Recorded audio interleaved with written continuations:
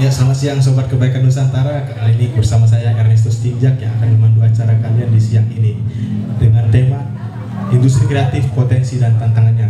Ya, di samping saya ini sudah ada 3 orang narasumber dan juga salah satunya adalah menanggap untuk diskusi kita, di mana salah satunya adalah ketua dari LKM Limas. Bisa perkenalkan siapa? Oke, halo semuanya. Perkenalkan, aku Tesalonika Marpaung, bisa dipanggil Tessa, sebagai pimpinan umum LKM Limas. Terima kasih moderator, saya Yongki Junapta, saya ketua umum Rumah Kebaikan Nusantara, dan saya hadir di sini untuk ikut meresmikan Kreatif Hub RKN. Terima kasih. Oke, selamat siang semuanya. Terima kasih, saya Veronica, bisa dipanggil Vero. Sehari-hari sebagai tenaga pengajar di jurusan Sosiologi Fisip Unri. Ini bisa tepuk tangan dulu untuk ketiga. Ya, dari pertama ini saya bertanya dulu pada Ketua RKN Sumsel, yaitu Pak Yongki. Dan apa itu sih RKN Sumsel?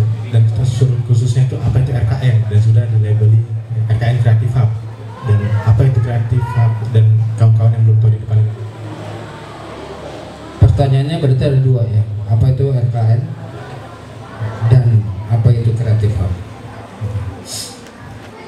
RKN adalah Rumah Kebaikan Nusantara yang didirikan sebenarnya sejak tahun 2014 dengan nama yang lain dan baru berubah tahun lalu. Kenapa begitu? Karena kita slogannya kita memang gerakan kebaikan dari awal. Cuman karena ada persoalan-persoalan yang secara prinsip kita nggak bisa ikutin, maka RKN merubah nama menjadi RKN Kebaikan Nusantara. Prinsip kerjanya adalah kolektif kolegial dan namanya itu adalah Dewan Pengelola Pusat dan Dewan Pengelola Daerah atau Cabang. Kenapa dikasih nama itu? Karena kita ini hanya mengelola, bukan pemilik. Mengelola apa? Mengelola aspirasi, keinginan dan sebagainya macamnya dari seluruh rakyat. Dalam hal ini tentu aja kita bukan siapa-siapa. Karena kita bukan siapa-siapa, kita hanya mencoba semampu kita menggerakkan teman-teman yang satu tujuan, mempunyai aspirasi yang sama, mempunyai visi yang sama. Kebaikan Nusantara, tentu aja itu ada pertanyaan. Kebaikan Nusantara, kebaikan itu apa sih? Kebaikan itu aja itu universal sekali. Kita hanya ini berbuat baik untuk Nusantara. Nusantara itu Sabang sampai Merauke, Pulau Rote sampai Miangas. Jadi totalnya seluruh Indonesia, tidak mewakili hanya sekedar IKN. Karena itu nanti namanya Nusantara kalau nggak salah. Kemudian yang kedua, pertanyaannya tentang apa itu Kreatif Hub. Kreatif Hub itu sebuah hub atau sebuah tempat atau wadah untuk menuangkan gagasan, ide, kreativitas, inovasi dari kita semua. Inventor bisa berkumpul di situ. Calon inventor juga bisa berkumpul di situ. Nah, kalau belum kuliah, belum tahu mau jadi inventor apa, boleh ikut kumpul nggak? Boleh. Selama dia mampu mengeluarkan gagasan atau ide. Dari mulai gagasan atau ide, kemudian dikelola, diproses menjadi sebuah hasil atau karya. Hasil atau karya ini yang kemudian macam-macam. Kalau lagu atau musik itu menjadi lagu. Kalau grafis, misalnya desain grafis, tentu aja tentang grafis, infografis semacam itu dan lain sebagainya macamnya.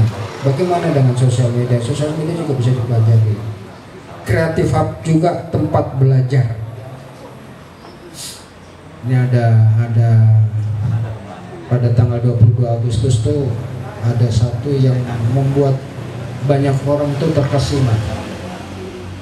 Tanggal 21 Agustus tiba-tiba siang hari itu muncul layar biru peringatan darurat.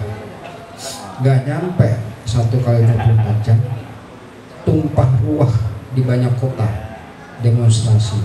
Yang saya pengen sampaikan itu bukan tentang demonstrasi, tapi tentang proses dari pertama kali layar biru keluar sampai aksinya. Itu nggak makan waktu, tidak memakan waktu yang lama, hanya kurang dari 1x24 jam tuh. Itu sosial media. Bagaimana itu bisa terjadi? Itu bisa dipelajari di Creative Hub ini. Teman-teman semua kuliah,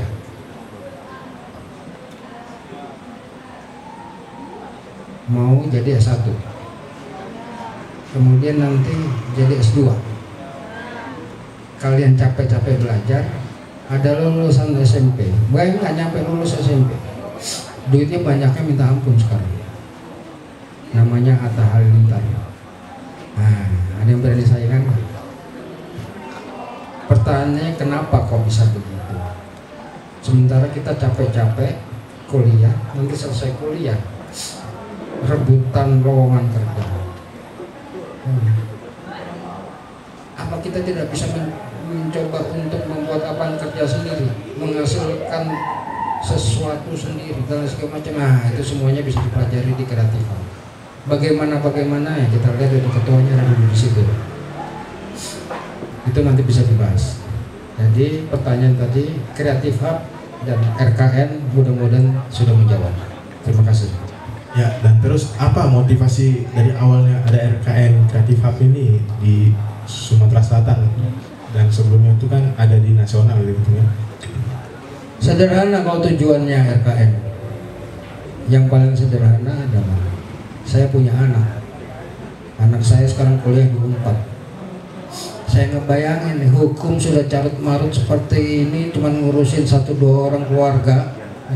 Kemudian ngapain anak saya itu kuliah hukum?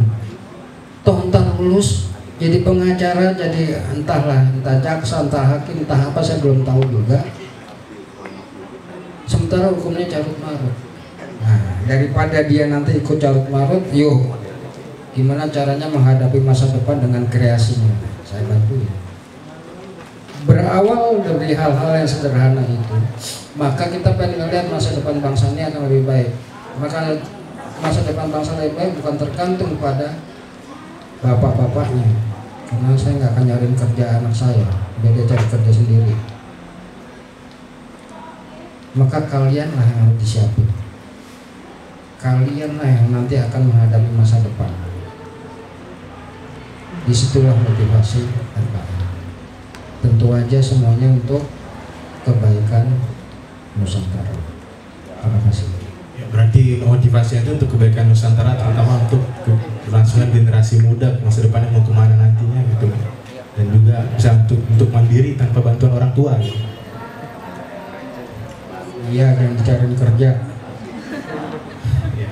Jadi tadi kita sudah mendapat penjelasan RKN itu apa dari Ketum RKN Pusat, dan kita akan coba beralih ke akademisi yaitu Mbak Vero. Karena sudut pandang Mbak Vero itu sebagai akademi sosiologi, di mana sosiologi ini ilmu pelajar tentang perilaku masyarakat ya. Karena masyarakat ini ya, terutama kaum muda yang banyak berkecimpung di Creative Hub, atau banyak juga yang anak-anak muda yang menjadi YouTuber atau beralih di sana, itu bagaimana tanggapan Mbak Vero tersebut? Seperti kita ketahui ya, anak-anak Gen Z gitu ya. Lahir tahun berapa kalian? 2000 gitu ya. Ya, itu terkenal dengan digital native gitu ya. Mereka lebih familiar, lebih akrab gitu ya dengan gadgetnya gitu ya, sehingga ya di satu sisi mereka punya jaringan yang lebih luas gitu ya, dibanding para milenial gitu ya. Jadi menurut saya peluang pekerjaan mereka, cara belajarnya akan berbeda dengan generasi sebelumnya. Di satu sisi mereka punya jaringan yang cukup luas lintas batas dan geografis gitu ya. Itu juga memungkinkan anak muda untuk mengembangkan kreativitasnya, tidak hanya menghasilkan produk tapi juga jasa gitu ya, ide, kreativitas dan segala macam dengan menggunakan teknologi gitu. Apalagi dengan sekarang digital nomad itu juga banyak gitu ya. Jadi bisa bekerja di mana saja, sehingga tidak heran mahasiswa saya, orang muda tuh lebih senang bekerja di working space, co-working space gitu ya. Beda dengan saya lebih senang kerjanya di dalam ruangan di rumah, atau di ruang belajar khusus gitu ya, sehingga lebih fokus gitu. Nah, tantangan ini menurut saya memerlukan dukungan dari banyak pihak. Tidak hanya dari institusi pendidikan yang harus berubah metode pembelajarannya, terutama mengenalkan kewirausahaan tidak lagi yang konvensional gitu ya, tapi juga mengenalkan kaitannya dengan AI gitu ya, atau VR gitu. Gimana AI itu membantu mahasiswa dalam proses pendidikan maupun pengembangan kreativitas gitu ya. Nah, tadi ngobrol juga dengan Pak Yogi gitu ya, mengenai kaitannya dengan hak cipta gitu ya. Memang sekarang dengan mudahnya kita menghasilkan produk-produk jasa kreativitas dengan AI.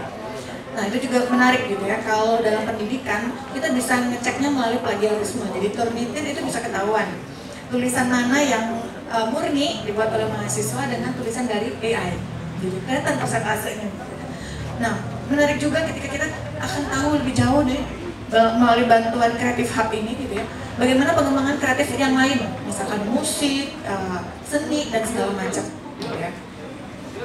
Dan di sini juga penting gitu ya mengenai kesehatan mental, kalau sosiologi bilang gitu ya. Kenapa? Karena teman-teman yang biasanya lebih sering terpapar dengan teknologi atau gadget, tingkat stresnya itu lebih tinggi biasanya, karena dia ya tadi ya, seperti kita ketahui, kita tidak bisa merespon atau tidak bisa menduga respon dari tanggapan para netizen. Ketika tidak siap si individunya itu akan mendapatkan serangan yang luar biasa. Contohnya saja anaknya teman saya SMP, dia lukisannya luar biasa gitu ya, diposting lah di IG. Ternyata ada orang yang tidak senang dengan itu, akhirnya membuli dan segala macam lah di komen-komennya. Akibatnya teman saya itu harus pindah sekolah dan harus direhab dan segala macam. Itu salah satu tantangan juga ya bagi teman-teman yang sekarang di era digital.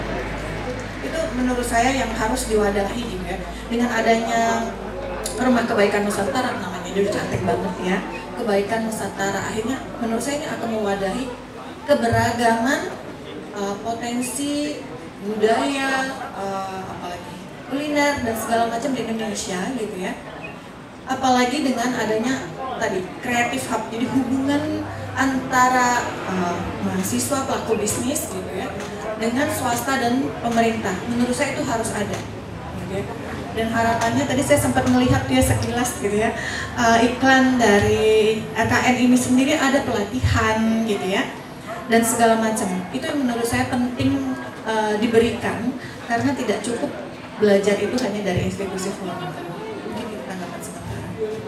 Ya, kalau itu kan di kemajuan sekarang ini ya, belajar itu kan nggak harus terpaku dengan buku, sumber berada, dan kita mahasiswa terutama itu sudah dituntut untuk menjadi mandiri dari berbagai literatur yang tersedia.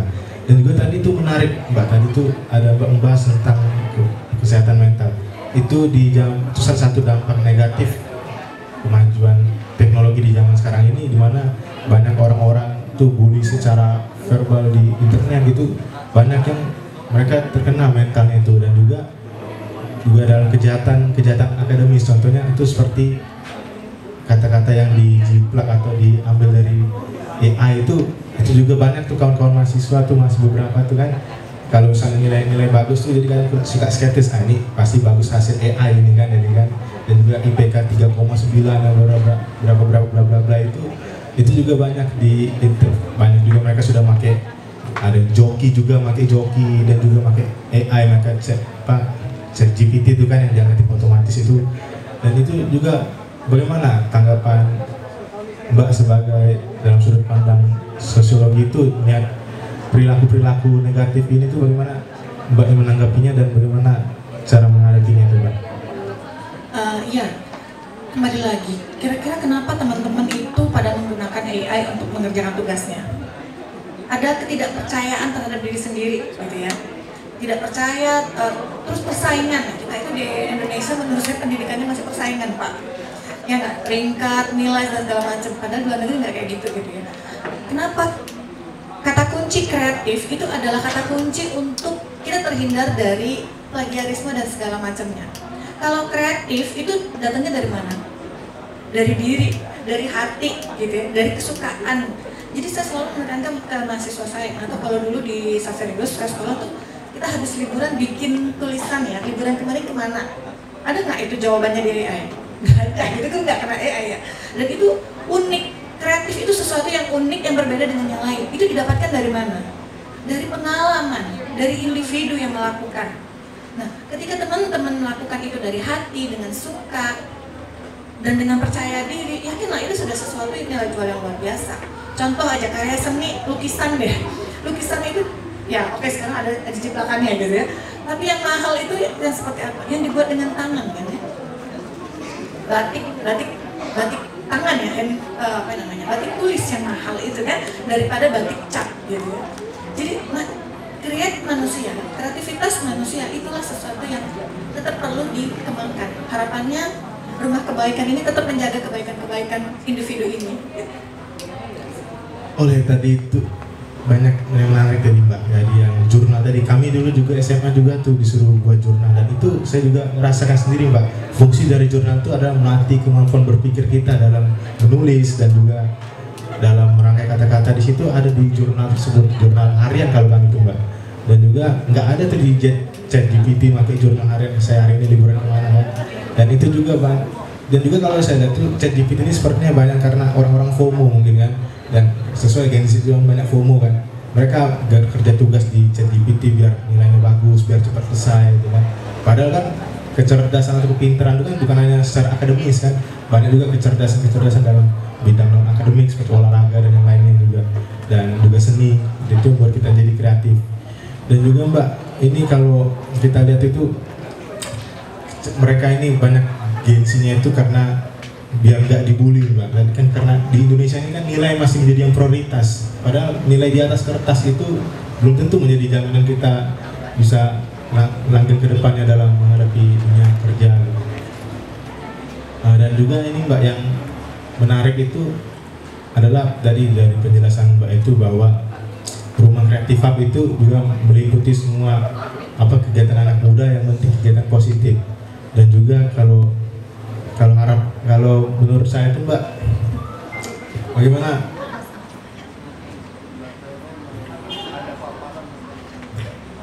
ini karena Mbak Vero ada paparan yang mau disampaikan mengenai materi.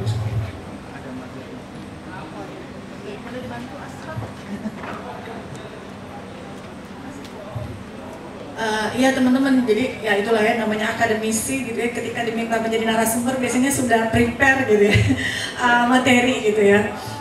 Jadi ya kayak kelas lah gitu, jadi saya selalu menyiapkan materi, jadi teman-teman nanti boleh minta dari panitia slide-nya gitu ya. Ini hanya gambaran sekilas aja mengenai kira-kira apa yang perlu menjadi refleksi kita gitu ya. Itu sih endingnya gitu ya. Jadi saya sesuai dengan tema yang diajukan, industri kreatif, potensi dan tantangannya. Dalam hal ini saya melihat dengan kaum muda. Oke, next. Industri kreatif itu apa gitu ya? Jadi industri kreatif itu segala basis yang berkaitan ide dan kreativitas yang menghasilkan tidak hanya produk tapi juga jasa gitu ya. Sehingga dia punya nilai tambah gitu ya. Ada kaitan dengan estetika bagi konsumen. Nah, jenisnya apa aja? Ada kesenian, budaya, ada desain, ada pengembangan, bisa musik, kuliner maupun pariwisata. Dan itu kayaknya biasa ya kita konsumsi. Nah, kenapa ini penting? Karena dia berkontribusi terhadap perekonomian. Tidak hanya di tingkat lokal tapi juga nasional. Next. Nah, ini kontribusi bagaimana ekonomi kreatif itu di tingkat lokal dalam 1 dekade lebih itu cukup melonjak signifikan. Artinya isu ini menjadi penting untuk kita perdebatkan dan kita pertimbangkan untuk ditaklukkan. Potensi yang ada di Indonesia itu cukup beragam gitu ya. Kekayaan alam, budaya, tradisi, lalu ada teman-teman dari setiap daerah itu punya kreativitas dan inovasi. Nggak usah jauh-jauh. Palembang itu pempek aja ada berapa jenis? Kerupuk itu berapa jenis? Sudah ada bukunya belum? Belum ada kan pendataan tentang pupuk ada berapa jenis di Palembang gitu ya. Belum lagi yang di Bangka gitu ya. Lalu di situ perlu dukungan dari berbagai pihak untuk mendukung itu, misalkan potensi pasar. Coba deh kalian, ada nggak di gadgetnya marketplace? Ada berapa jenis? Orange, hijau, ya kan? Semua buat apa? Buat belanja, ya nggak? Dan kita ini diciptakan untuk menjadi konsumen. Nah, kalau kita hanya menjadi konsumen, potensi itu akan hilang. Kita lah yang harus men-create, gitu kan ya. Dan itu perlu dukungan infrastruktur. Next. Di tingkat lokal sendiri, tadi sudah saya singgung, tadi ada Bapak dari Ogan Ilir ya. Nah, potensi songket, nah penghasil songket tuh di sana gitu ya. Harga songket berapa teman-teman? Jutaan, bahkan ada puluhan juta ya, tergantung pada benangnya, gitu kan. Itu nilai yang luar biasa menurut saya. Dan berapa banyak anak muda yang masih bikin songket? Oke, anak muda mungkin tidak bikin songketnya, tapi mendistribusikannya, mengkemasnya, mengolah produk itu bisa menjadi potensi yang luar biasa. Jadi tidak hanya songket, tapi kuliner, seni, kerajinan. Oh ya, bulan Agustus kemarin ada teman-teman yang dari Tanjung Enim? Nggak ada. Ada tahu festival warga Karangasem Festival? Nggak tahu. Gitu ya. Itu festival warga terbesar di Sumsel, Pak. Gitu. Jadi yang bikin itu anak-anak muda yang resah dengan wilayah sekitarnya yang nggak ada hiburan. Yang ada itu di sana apa? Tambang batu bara. Dan satu desa namanya desa Karangasem gitu ya. Saya diundang ke sana untuk meninjau. Yang dibawakan itu adalah budaya-budaya lokal. Jadi mereka ada yang namanya kuprek mandi di air. Ada yang tahu bahasanya? Kuprek mandi di air. Anak bayi, anak dimandikan ke sungai. Jadi itu ritual ketika anak baru sampai usia 40 hari itu nggak boleh kemana-mana kan, anak sama ibunya dimandikan ke air, ke sungai. Itu dimaksudnya untuk dikembalikan kepada alam, kembalikan kepada air gitu ya, supaya dia bisa hidup dengan alam dia. Sementara praktik yang dilakukan sekarang itu sudah jarang hal itu gitu. Kenapa? Karena orang sudah ada kamar mandi sendiri gitu ya, budaya udah mulai ditinggalkan. Tapi yang dilakukan di situ adalah juga sebagai bentuk mengenalkan budaya mereka yang mulai pudar. Di satu sisi sebagai bentuk resistensi karena apa? Sungainya sudah tercemar dengan limbah-limbah pabrik. Itu sebagai bentuk perlawanan mereka juga. Itu salah satu contoh budaya. Belum lagi ada dodol dan segala macam. Kegiatan serupa itu terkenal seperti misalkan Jember Karnaval Festival. Tahu kan? Nah, seperti itulah festival yang fashion, Jember Fashion Jember Festival ya, Fashion Festival, atau yang di Bromo, juga di mana ya, banyak ya di Jawa seperti itu. Nah itu hal serupa pengen dibentuk juga di Sumatera Selatan dan itu belum ada. Itu potensi yang teman-teman bisa lakukan gitu ya. Dan terlibat dalam sana gitu ya, teman-teman tidak hanya sebagai mahasiswa untuk ikut volunteer, tapi juga sebagai peneliti maupun pelaku budaya dan segala macam. And next. Nah, saat ini tantangan industri kreatif juga perlu kita ketahui gitu ya. Pertama, akses pasar yang terbatas itu kalau kita tidak menggunakan teknologi gitu ya. Sekarang kita mau belanja apa aja dengan mudah di gadget kita masing-masing ya nggak? Itu. Lalu keterbatasan sumber daya manusia. Ya, untuk itu kita perlu berjejaring, kita perlu menambah pengetahuan gitu ya, pakai AI dan segala macam. Akses modal, nah itu biasanya kendala orang, kenapa nggak usaha gitu ya, nggak ada modal Bu.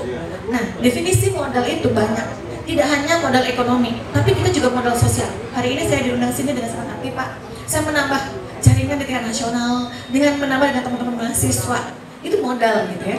Kalian punya orang tua, itu modal, kalian nanti lulus jadi S1 kan, dapat gelar, itu modal simbolik. Modal budaya, kita punya habit, disiplin, punya kreativitas yang kita hargai, itu juga modal. Jadi gunakan itu gitu ya. Lalu tantangan sekarang itu hak kekayaan intelektual kayak tadi saya bilang. Dengan perkembangan sekarang, orang dengan mudahnya membuat plagiasi dan segala macam. Nah, usahakanlah kita membuat dengan unik, dengan kreativitas kita sendiri gitu ya. Lalu perubahan pasar tenaga kerja global, wah luar biasa ya. Indonesia sekarang tingkat pengangguran lebih dari 50% gitu ya. itu harus dipertimbangkan, apalagi Unsri dalam sekali wisuda sekian ribu dan berapa orang yang bekerja, diserap di pasar kerja.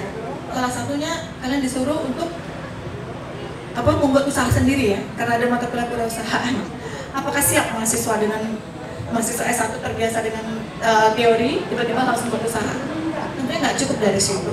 Nah, perlu dijaring dengan yang lain. Next. Nah, menarik juga kaitannya dengan keadilan sosial. Sekarang nggak usah jauh-jauh soal pandemi aja. Waktu pandemi semua kita gagap ya, terutama dalam pendidikannya nggak. Saya lebih tidak beruntung karena satu semester saya nggak ngapa-ngapain, itu saya sedang kuliah Pak. Jadi satu semester nggak ngapa-ngapain, cuma bayar SPP doang. Pembimbing saya juga ya karena lebih diprioritaskan S1. Nah, coba pertimbangkan teman-teman yang atau adik-adik kita yang harus sekolah tapi nggak punya handphone. Semakin terpinggirkan ya, orang tua harus gandai, jual dan segala macam untuk handphone. Bayangin kalau anaknya ada 3 dan semuanya dipakai bersamaan untuk sekolah. Nah sama, teman-teman sekarang kalau kita tidak mampu menguasai teknologi AI akan ketinggalan, gitu ya. Kenapa? Karena yang akan menguasai cenderung orang yang bisa menggunakan, gitu ya. Nah ini juga kita perlu pertimbangkan. Kebetulan nih teman-teman cewek kayaknya lebih banyak, gitu ya. Biasanya di pasar kerja tuh perempuan lebih dihargai lebih rendah, gitu, lebih terserap lebih rendah, gitu ya. Tapi saya melihat trennya sekarang agak berubah, gitu ya. Misalkan ini tadi ketua PM itu juga perempuan. Itu sudah menunjukkan ada kesetaraan. Nah kita perlu mempertimbangkan itu gitu ya. Lalu ada yang namanya industri kreatif itu semakin banyak di kota-kota besar. Dampak urbanisasi dan segala macam itu menyebabkan, coba di Palembang, begitu banyaknya kafe-kafe dan segala macam berhamburan ya. Tapi berapa banyak yang bertahan? Itu juga menarik. Bagaimana kita belajar untuk mengelola pasar. Siapa sasarannya? Keberlanjutan industri kreatif juga penting untuk dipertimbangkan gitu ya. Bagaimana dengan digital gitu ya, dengan kemampuan yang ada, dengan keunikan keberagaman yang ada, itu kita perlu memikirkan keberlanjutan dari industri itu sendiri gitu ya. Oke, next. Nah, dalam kaitan dengan globalisasi, seperti kita ketahui, ini nggak terlepas ya ekonomi kreatif dengan pengaruh global gitu ya. Kita dengan keragaman Nusantara dengan keberagamannya itu perlu diangkat, bukan justru melemahkan kita, tapi justru sebaliknya ini dijadikan potensi untuk mengenalkan budaya-budaya yang ada di kita.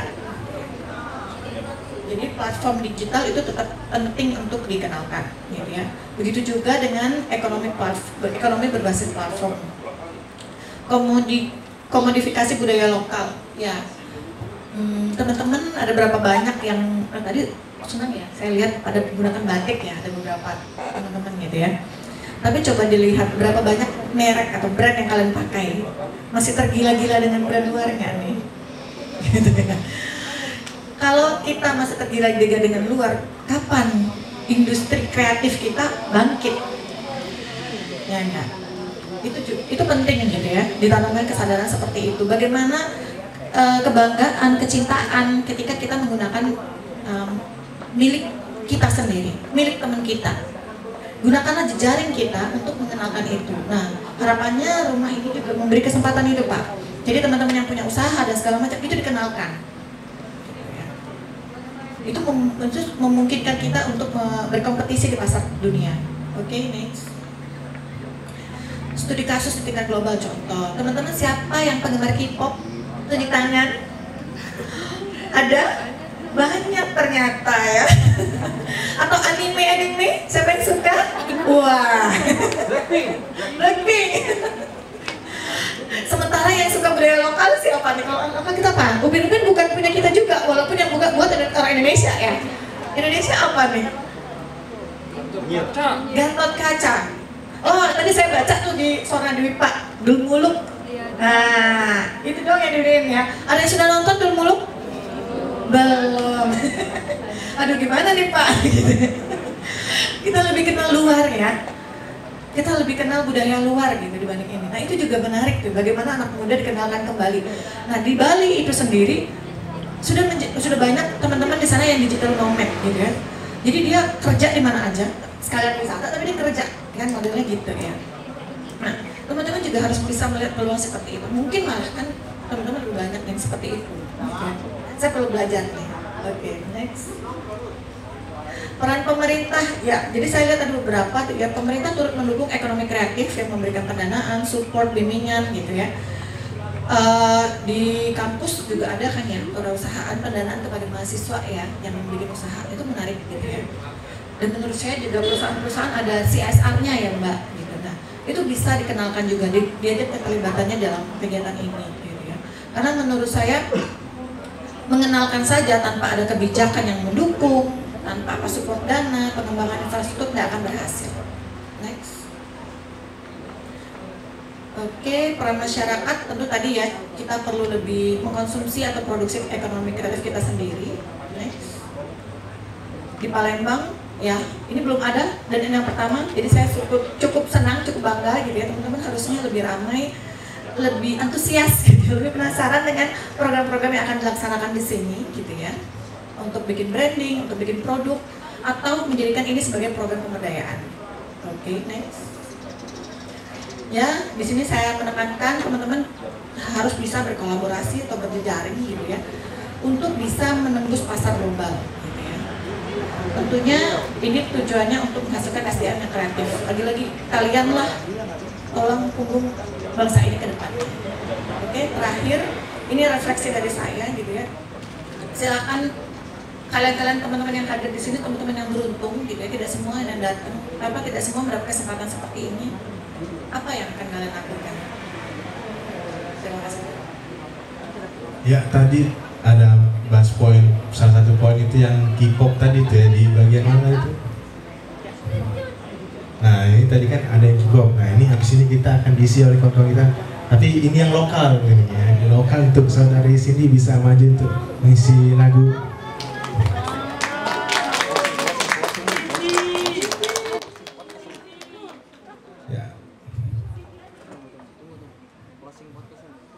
Tapi Korea, lokal tapi Korea. Ya, ini lokal ini ya.